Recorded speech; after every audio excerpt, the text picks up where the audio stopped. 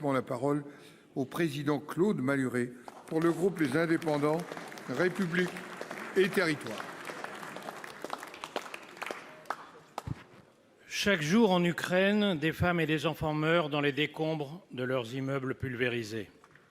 Chaque jour, des soldats tombent parce que manquent les armes pour résister à Wagner et à ces vagues d'assaut de traînes misères envoyées au massacre. À Ramstein, il y a quelques jours, les Européens échouaient à s'accorder sur la livraison de chars lourds.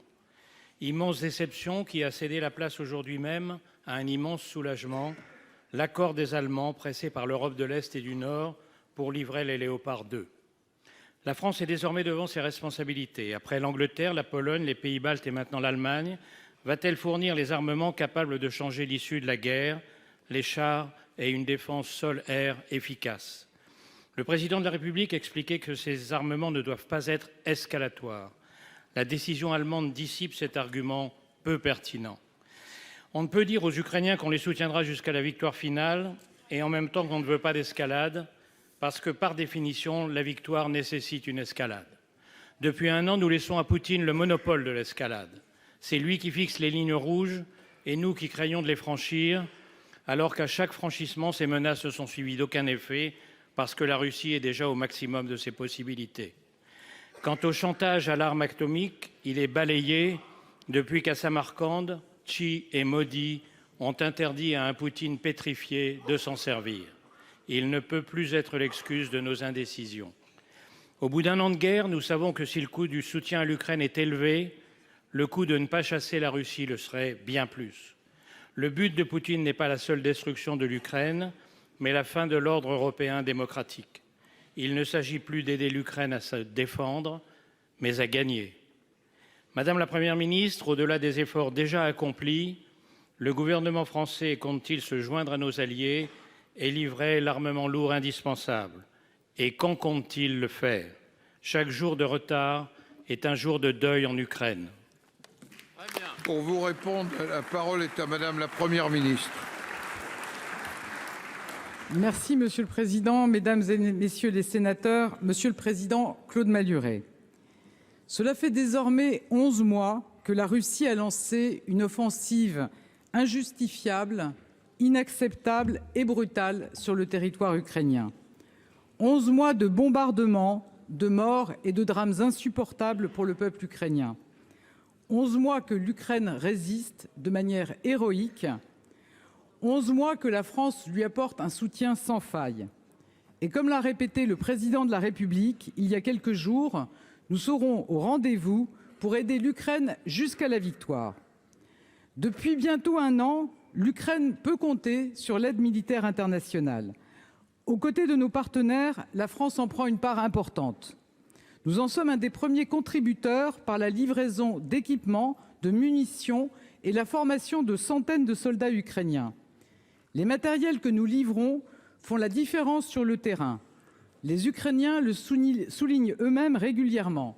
Je pense aux canons César, au système de lance-roquettes unitaires, au système de défense aérienne antiaérienne Crotale livré en fin d'année. Nous entendons les demandes du président et du gouvernement ukrainien. Rien n'est exclu et nous sommes mobilisés pour les soutenir dans la durée. Nous voulons une action coordonnée avec nos partenaires internationaux et qui répondent au mieux aux besoins de l'Ukraine pour assurer sa défense. Pour notre aide militaire, nous voulons respecter 3 principes. Le premier, comme l'a indiqué le président de la République, c'est que notre aide ne doit pas provoquer d'escalade. Personne n'y aurait à gagner et surtout pas l'Ukraine. Le second, c'est que notre aide doit être utile et efficace rapidement. Cela implique notamment que les forces ukrainiennes soient en mesure d'être formées pour utiliser les équipements et qu'elles puissent en assurer le maintien en conditions opérationnelles.